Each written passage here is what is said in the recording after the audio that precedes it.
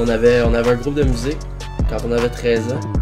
Puis faut que tu décides d'un nom de rappeur parce qu'il faut que tu sois G. Puis j'avais choisi Jamesy, ça a jamais bougé, ça a jamais changé.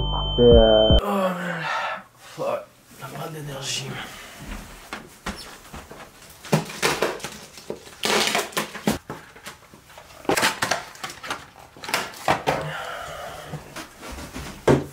Oh. Tout a commencé à 13 ans au Saguenay, à Jonquière. Partir un groupe de musique, j'ai fait ça jusqu'à 18 ans. Jamais sorti d'album, mais faire plein de shows. Perdu mon partner, j'ai décidé de m'en aller vivre à Québec, travailler chez Walkin. Je savais pas pourquoi j'étais à Québec, j'ai juste décidé de m'en aller faire le CRTQ. Je suis sorti de là, j'avais une formation, j'avais un papier en radio. J'ai appliqué à Montréal, à Québec, au Saguenay, dans toutes les grosses régions. Il n'y a pas personne qui voulait me prendre nulle part dans le station de radio parce que j'étais pas connu, j'avais pas de nom, j'avais à peu près rien. Il y a juste au fucking Nouveau-Brunswick à Fredericton qui ont dit « Ben oui, viens-t'en mon homme, on va te prendre ».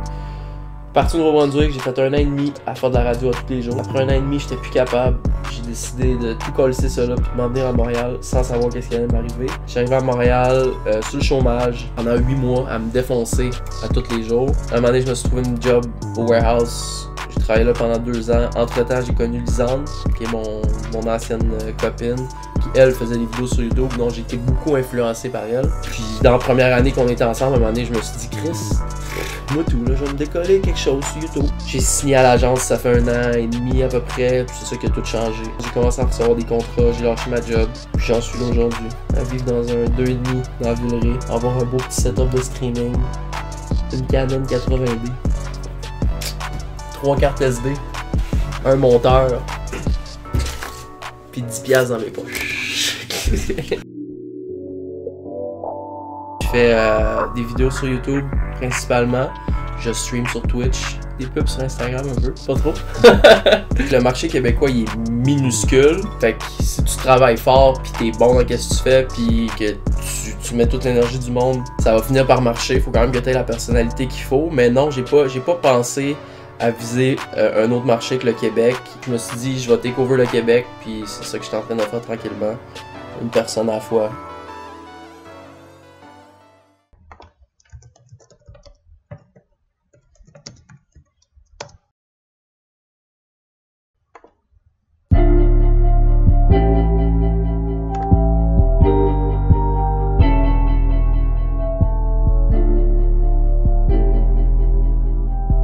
Je le vois pas comme une job. Par contre, si je fais pas mes shit, y a pas d'argent qui rentre. À partir du moment où tu continues de le faire en t'amusant, puis tu continues de faire qu'est-ce que t'aimes, que tu le fais pas juste pour les views, puis que tu fais pas juste comme pour les likes, ça va rester cool, puis tu le verras jamais comme une job. Y'a personne qui écoute mes vidéos parce que la chaîne est de plus en plus morte. J'aurais aimé faire un max de visio, mais la thumbnail était pas assez forte. J'ai posté tous les jours pendant 2 mois et demi. Le max que j'ai atteint, c'est moi que j'avais prédit. Je peux plus payer. Mon but numéro 1, c'est de faire rire les gens. Ça a tout le temps été ça. Puis depuis que j'ai 10 ans, mon but c'est de faire rire le monde, c'est d'être le clown. Après ça, c'est sûr que une fois de temps en temps, j'essaie d'avoir une proportion un petit peu plus sérieuse. Je regarde la caméra dans les yeux, puis là, je dis des trucs sérieux parce que ça donne quoi d'avoir 200 000 personnes qui te suivent si tu fais des niaiseries puis de la merde. À un moment donné, il faut que tu t'éduques un peu, je pense. C'est une responsabilité qui vient avec. C'est important d'avoir des proches qui te supportent et qui te tiennent, mais je vais pas commencer genre à aller me coller à d'autres youtubeurs que je me calisse juste parce que je veux qu'ils soient dans mon entourage pour le sucer du monde puis commencer à plus blow up, tu sais. Ça, je trouve que ça fuck up l'entourage, puis il y a beaucoup de monde qui font ça.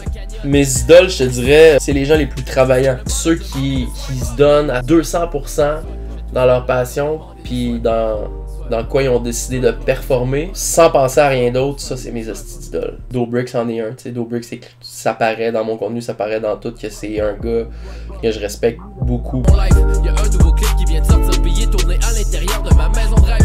Révolutionnaire, le soin pop est pris là sur rien vu de plus beau depuis l'époque